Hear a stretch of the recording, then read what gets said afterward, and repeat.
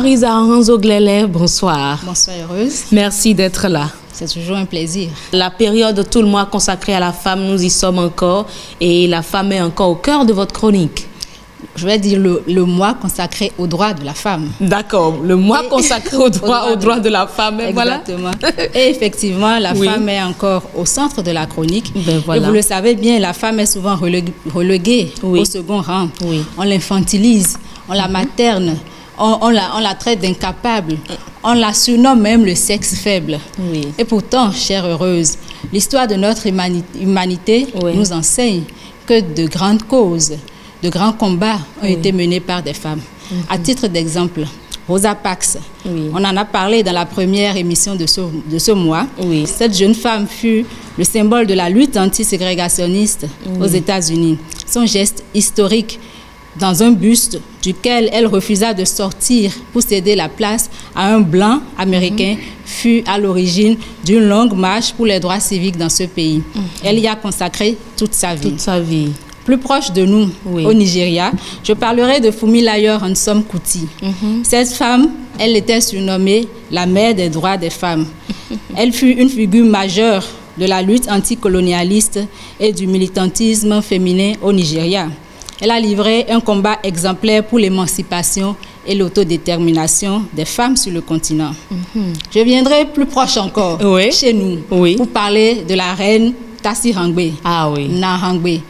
Bon, l'histoire, on essaie maintenant de refaire l'histoire ou de corriger ou de rectifier l'histoire en la remettant dans la liste des rois parce qu'elle a eu à régner sur le royaume du Dahomey pendant 3 ans après le décès de son frère, le roi Akaba. Et elle a mené des combats pour le royaume. Je finirai en parlant des Agodiers, les Minons, nos mères. Pour traduire ce groupe de femmes vaillantes amazones qui a été mis en place par le roi Wegbaja et qui a été restructuré sous le roi Gezo et qui a mené vraiment de véritables combats sanglants contre le colonisateur du royaume.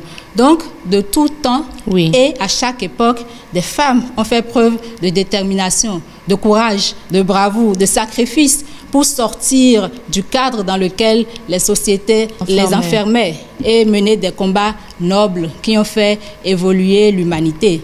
Notre histoire contemporaine du Bénin en regorge tout autant dans tous les domaines de vie, que ce soit dans le domaine politique, social, économique, entrepreneurial, culturel, etc. Nous avons des femmes qui ont émergé. Elles sont nombreuses, ces femmes donc du nord comme du sud et du centre, qui, aux côtés des hommes et dans tous les secteurs de leur activité, militent au quotidien pour leur mieux-être. Tout comme ses aînés, la jeune fille, la jeune femme, NTC, doit donc oser. Elle doit trouver en elle les ressorts nécessaires pour vaincre sa peur, sa timidité, son manque de confiance en elle, et prendre part résolument dans la construction de notre nation en se basant sur les lois et les institutions de la République qui lui reconnaissent des droits et qui la protègent. Mais attention, ce combat dont nous parlons, nous lui disons de sortir de son carcan, ce n'est pas un combat contre les hommes. Il ne faut pas se tromper de cible. Non, non, non. C'est un combat contre les réalités et les défis socio-culturels, politiques, économiques, contre les carcans de tous ordres et de tout type qui entrave la pleine jouissance de ses droits par la femme et qui l'empêche de contribuer au développement de sa famille, de sa communauté et de son pays. Parce qu'en effet, le développement commence par le citoyen. Eh oui, et la citoyenne a un grand rôle à jouer. Exactement, au côté du citoyen. N'est-ce pas? Complémentarité. Ce n'est pas un combat contre les hommes, mais nous combattons pour sortir de tous les carcans, de tous les pièges ou de tous les défis qui empêchent vraiment la pleine jouissance de ses droits par la femme. Merci beaucoup Marisa Aranzo-Glele. Mesdames et messieurs, ben voilà qui est dit. Nous vous invitons à plus de valorisation de la femme durant ce mois et bien après aussi.